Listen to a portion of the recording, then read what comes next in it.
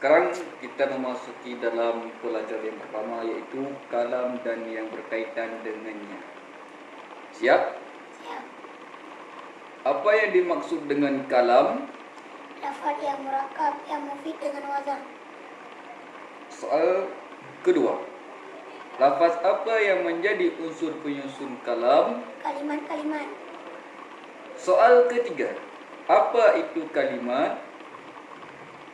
Qaulun mufradun, perkataan tunggal. Soal yang keempat, sebutkan pembahagian kalimat.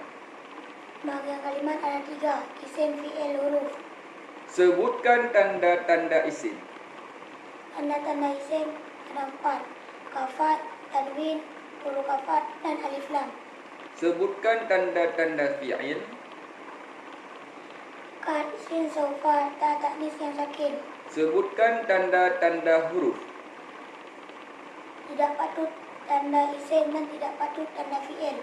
Soal yang ke-8, sebutkan pembahagian fi'il di segi zaman. Fi'il mazi, fi'il mudhari', fi'il amar. Sebutkan tanda khusus fi'il madhi. Masuk ta, taknis yang sakin. Boleh masuk di akhir. Sebutkan tanda khusus fi'il mudhari. Masuk lam. Boleh masuk lam di awal. Ya, bagus. Soal keselanjutnya, sebutkan pembahagian huruf di segi tempat masuknya. Huruf yang masuk pada isim saja, huruf yang masuk pada fi'il saja, huruf yang masuk pada isim dan fi'il. Apakah semua huruf beramal menjadi amil? Ada huruf yang beramal menjadi amil.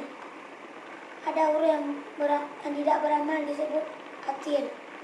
Sebutkan pembahagian huruf yang beramal khusus pada isim.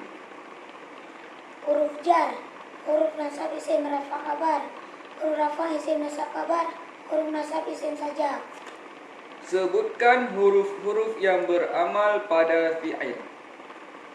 Huruf nasab fi'il mudhari', huruf jazam 1 fi'il mudhari', huruf jazam 2 fi'il mudhari', yaitu in saja. Ya, baiklah, selesai pelajaran yang pertama. Sekarang kita memasuki dalam pelajaran kedua, yaitu isim mu'rab dan isim mabni. Siap? Siap. Apa itu i'rab?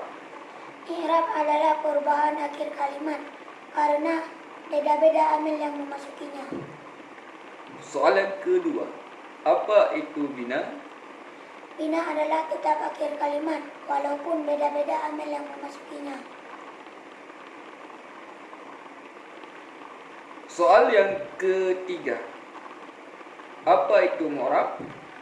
Mu'rab adalah kalimat yang berubah akhirnya karena beda-beda amil yang memasukinya. Apa itu mabni? Mabni adalah tetap akhir kalimat walaupun berbeda-beda amil yang memasukinya. Jelaskan i'rab dan bina pada isim dan sebutkan yang asal dari keduanya. Isim ada yang mu'rab dan ada yang mabni. Yang asal pada isim adalah mu'rab.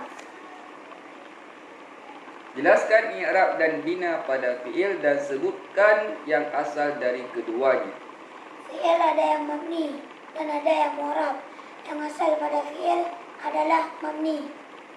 Okey, bagus. Sekarang soal yang ketujuh. Jelaskan i'rab dan bina pada huruf. Huruf semuanya mabni, tidak ada yang di-i'rab. Sebutkan dhabit isim yang mu'rab. Diulangi. Soal yang ke-8, sebutkan dhabit isim yang mu'rab. Isim-isim yang tidak serupa dengan huruf. Bagus. Soal yang ke-9, sebutkan dhabit isim yang mabni. Isim yang serupa dengan huruf. Ada berapa isim yang mu'rab? Sebutkan semuanya. Isim mufrad, jamak taksir, jamak muannas salim, jamak muzakkar salim.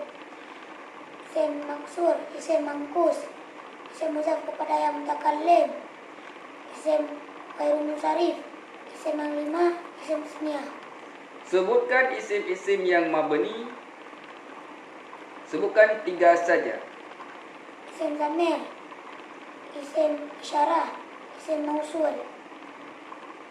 Sebutkan pembahagian i'rab seluruhnya pada isim dan fi'il. Sebutkan pembahagian i'rab seluruhnya pada isim dan fi'il. Rafa, nasab, khafad, jazam.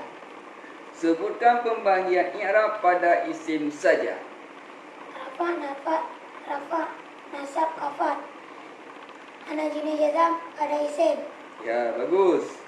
Sebutkan pembahagian i'rab pada fi'il saja. Rafa, nasab, jazam. Ana jenis khafad pada fi'il. Untuk selanjutnya pelajaran ketiga bagaimana? Dulu ya. Kitab apa? Takrib. Yukun ke dia? Cari kitab. Takrib. Cari kitab.